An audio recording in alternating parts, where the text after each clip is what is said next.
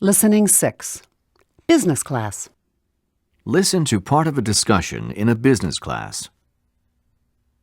Industry analysts report that multinational food companies are trying to use the same types of strategies that automobile and electronics manufacturers have found to be successful in the global marketplace.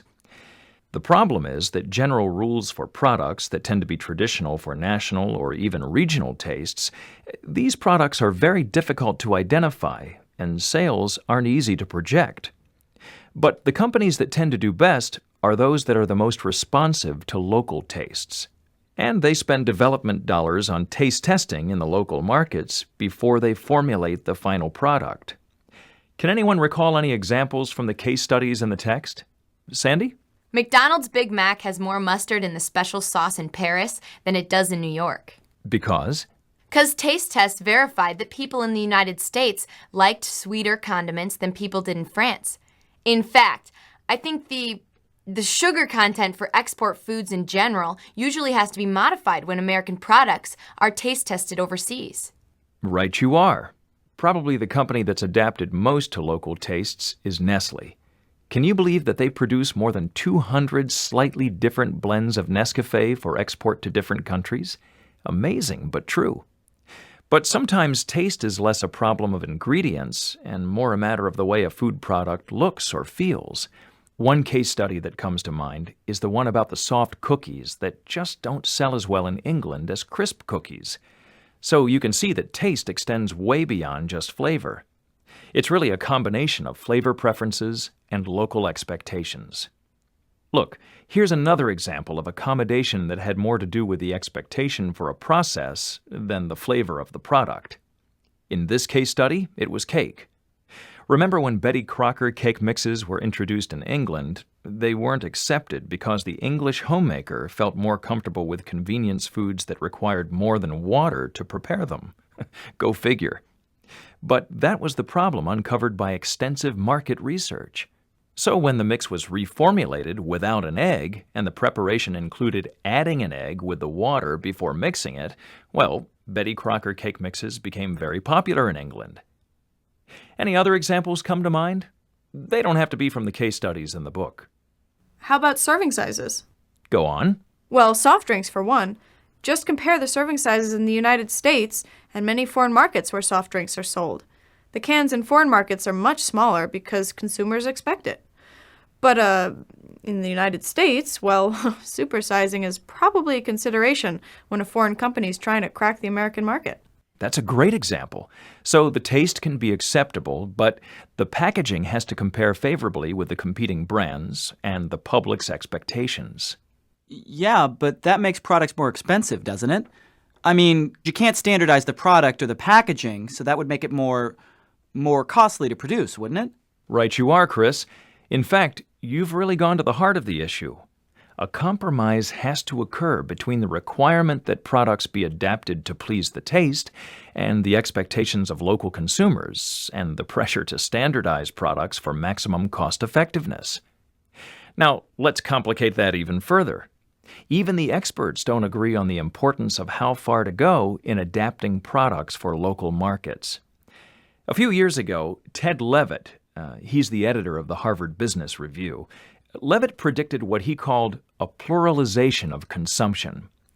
What he means is that, at least in some areas, tastes are likely to converge, which makes sense when you think about the increased opportunities for travel and sampling of foods, as well as the continued global marketing efforts by multinational corporations. So, logically, it's smarter to simply identify the areas in which tastes are most likely to be the same and concentrate efforts on those food products. But there's also the issue of global marketing. How about the potential to create taste? I mean, selling the image that surrounds using a product.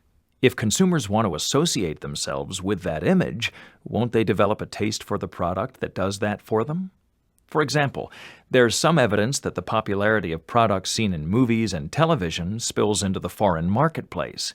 This subtle brand association with the movie or the celebrities in it translates into high-dollar deals for certain brands to be visibly displayed in widely distributed films. Oh, right. I was reading about that. It was in a couple of the case studies. The bottle, a can, or a package appears as part of the character's persona. And if it's a character that audiences choose to identify with, then the taste for the product may follow, or at least that's what the marketing experts are betting on. And that includes foreign audiences. Anyone drink Starbucks coffee? Well, Starbucks began as a regional coffee in Seattle, Washington, and made the global leap in 2000, opening shops in China, a huge market, surely, but also a traditionally tea-drinking society. So what's the attraction? Starbucks is marketing to the cosmopolitan consumer, the young trendy set looking for a modern image as well as a different taste. Still, there have been some real surprises in the multinational dinner party. No one has really figured out why the Italians, Germans, and British love Kraft's Philadelphia cream cheese, and the Greeks simply don't buy it. And why did Perrier, a mineral water from France, why did Perrier take America by storm while other imported mineral waters didn't? In short, success in the food export industry is probably a combination of the real taste, the flavor of the product, with some adaptation for the local markets, the satisfaction of certain expectations for the preparation and packaging, and the taste for the product created by images in the global marketing plan. Add to this mix the potential for a short shelf life or even perishable products, and, well, you have a very challenging problem for the multinational food industry. 29. What is the discussion mainly about?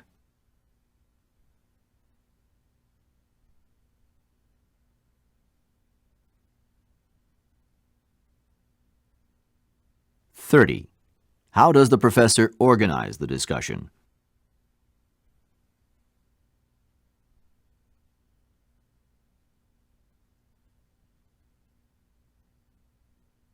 31.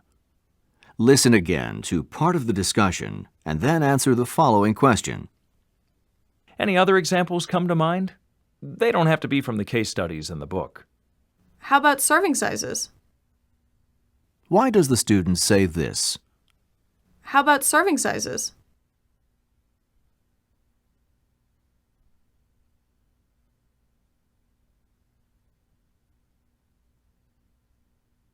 "32.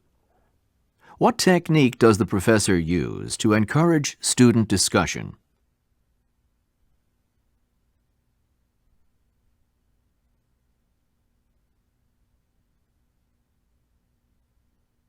33. What did Ted Levitt mean by the pluralization of consumption?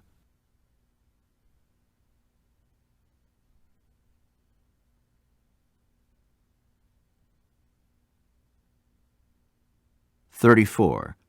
What does the professor say about television and movie companies?